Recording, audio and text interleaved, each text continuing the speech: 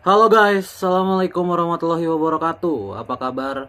Semoga teman-teman dalam keadaan sehat walafiat. Salam buat keluarga teman-teman di rumah. Salam sepak bola. Perkenalkan gue Ajay, gue si netizen yang suka membahas bola. Jadi barusan AFC sudah merilis resmi tuan rumah dari ronde 4 kualifikasi Piala Dunia yang akan dilangsungkan bulan Oktober nanti. Ada 2 pertandingan yang akan dilangsungkan oleh masing-masing negara untuk memperebutkan 2,5 slot yang tersisa di ajang ini. Dan bukan lain ya, adalah Arab Saudi dan Qatar yang ditunjuk oleh AFC, di mana yang bikin gue gedeg, Arab Saudi dan Qatar itu kan salah 2 peserta yang akan mengikuti ya, yang akan mengikuti ronde 4 kali ini. Masa mereka akan menjadi tuan rumah? Kan tidak netral ya. Sudah jelas menguntungkan mereka, bener nggak? Gue harapkan ditukar. Jadi nanti grupnya Qatar bermain di Arab Saudi, grupnya Arab Saudi bermain di Qatar. Gue harapkan seperti itu. Kalau tidak seperti itu, gue akan melayangkan protes ya. Meskipun gue nggak tahu nanti protesnya akan tergubris atau tidak, tapi ya kita sebagai penonton atau kita sebagai ini berusaha dulu lah gitu ya.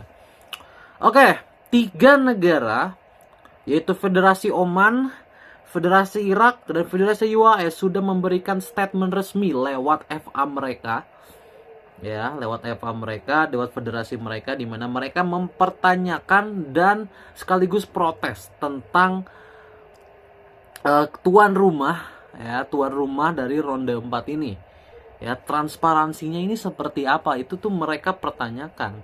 Dan hanya Indonesia yang belum menyatakan statement resmi ya, yang belum menyatakan statement resmi itu cuma Indonesia saja ya, dimana gue tidak tahu ya, padahal Indonesia juga dirugikan sebenarnya, tapi gue tidak mengerti kenapa PSSI tidak memberikan protes resmi atau statement resmi terkait tuan rumah ini.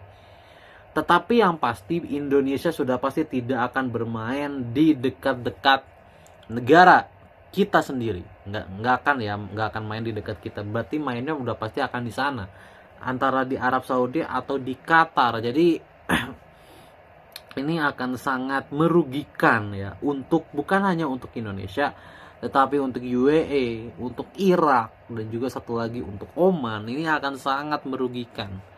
Kalau sampai nanti ternyata tidak ditukar, Arab akan tetap jadi tuan rumah, Qatar jadi tuan rumah. Gue tidak tahu apa yang akan terjadi nanti ya. Apakah federasi masing-masing akan kembali melayangkan protes? Gue juga sebenarnya tidak tahu ya, transparansi dari pemilihan tuan rumah ini seperti apa, itu gue nggak tahu. Yang pasti ya, yang gue paham adalah Arab ini memang lagi wangi-wanginya ya, dimana kompetisi usia muda juga Asia sering banget akhir-akhir ini di Arab. Kemudian sponsor Arab juga sekarang adalah sponsor dari FIFA ya, World Cup katanya sampai 2034 nanti. Kemudian penunjukan tuan rumah itu banyak dilaksanakan di Arab dan Qatar. Dan ronde 4 sekarang dilaksanakan di Arab dan Qatar. Memang gue akui Arab dan Qatar ini punya stadion yang bagus-bagus ya. Kalau bicara kualitas stadion, memang mereka yang terbaik. Tetapi kan di Asia juga banyak stadion yang sangat baik. Ya kan, di Asia ini kurang lebih ada sekitar 40 stadion yang bagus. Ya, dan tidak semuanya di Arab dan Qatar, benar nggak? Tidak semuanya di Arab dan Qatar. Ya kan? Di Thailand bagus, di Vietnam bagus lapangannya. Ya kan, di Kuwait bagus lapangannya. Kenapa tidak di negara-negara seperti itu? Ya. Kenapa tidak di negara-negara seperti itu? Jadi gua sangat-sangat menyayangkan keputusan dari AFC yang tetap memaksakan tuan rumah harus di Arab dan Qatar. Dan gua agak sedikit sebel juga sama PSSI yang tidak memberikan statement resmi, padahal kita ini lagi dirugikan. Gue nggak tahu apa yang terjadi dengan PSSI dan juga AFC ya. Ditambah gini, di AFC itu nggak ada satupun anggotanya dari Indonesia, itu nggak ada sama sekali.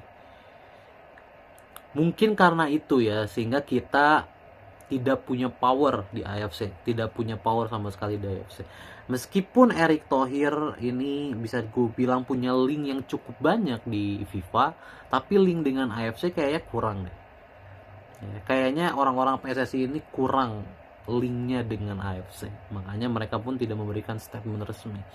Tapi is okay ya, apapun alasannya itu bukan sebuah hal yang harus dipikirkan. Yang harus dipikirkan sekarang adalah yang pertama pasti kita harus mempersiapkan skuad kita, di mana kita tahu timnas Indonesia sedang dalam fase menurun. Berarti kita harus bersiap-siap ya, lebih awal. Dan yang kedua, kita harus siap untuk dicurangi. Karena kita tahu di Piala Asia sendiri, Qatar mendapatkan 3 penalti di final Piala Asia menghadapi Yordania. Itu sudah indikasi bahwa pertandingan di ronde 4 nanti ya kurang lebih akan berjalan seperti itu. Maka pemain dan staf pelatih sudah harus diingatkan dari sekarang bahwa tidak mungkin, gua tidak akan pernah mau menyangkal ya bahwa ada permainan di AFC. Gua tidak akan pernah mau menyangkal. Pasti akan selalu ada yang namanya permainan itu. Pasti akan selalu ada. Dan begitu pun nanti. Apalagi pertandingannya di Qatar dan Arab. Apalagi kalau nanti wasitnya Timur Tengah. Ya, kita tahu segala permainan ini kan sudah harus diantisipasi. Artinya pemain sudah mulai diingatkan untuk jangan cepat emosi. Pemain jangan suka mengambil pelanggaran-pelanggaran yang nggak perlu. Karena kita tahu apa yang terjadi dengan kita melawan Qatar dulu. Ivar Jenner tiba-tiba di kartu merah padahal tidak melakukan pelanggaran yang serius. Ya, itu kan sudah menjadi pelajaran harusnya. Bahwa kita tidak boleh bermacam-macam di lapangan nanti. Pelanggaran sekecil apapun dihindarilah. Pelanggaran sekecil apapun harus dihindari. Karena sekali lagi pasti ada main. Kontak kecil sedikit aja di kotak penalti bisa jadi penalti. Dan itu yang terjadi dengan Yordania kan dulu. Nah sekarang kita benar-benar harus menghindari yang namanya pelanggaran sekecil apapun. Sekecil apapun. Trust me, sekecil apapun pelanggaran itu akan menguntungkan buat lawan. Jadi itu yang harus mulai diingatkan kepada pemain dan staf pelatih dari sekarang. Gue terus nih ngomong ini berulang. Kenapa? Karena itu yang terjadi selama 1 tahun terakhir. Itu yang terjadi sejak Piala Asia kemarin awal 24. Itu yang terjadi. Di 1 tahun terakhir ini di usia muda, di senior, ya harus diingatkan terus. Mainnya jangan kasar. Kita benar-benar harus teknikal mainnya. Benar-benar harus full teknikal. Benar-benar harus mengandalkan teknik. Karena kalau mengandalkan pressing atau intensitas permainan udah pasti kita kalah. Trust me, kita kalah. Ya. Kayak gitu. Ya. Jadi sekali lagi ini sudah pasti merugikan kita. Berarti yang harus kita lakukan, counter yang harus kita lakukan adalah kita harus mengingatkan pemain dan staf pelatih bahwa hindari pelanggaran sekecil apapun yang berpotensi dilebih-lebihkan oleh perangkat pertandingan nanti. Itu aja. Ya, semangat untuk timnas di ronde 4. Permainan AFC tidak akan pernah selesai.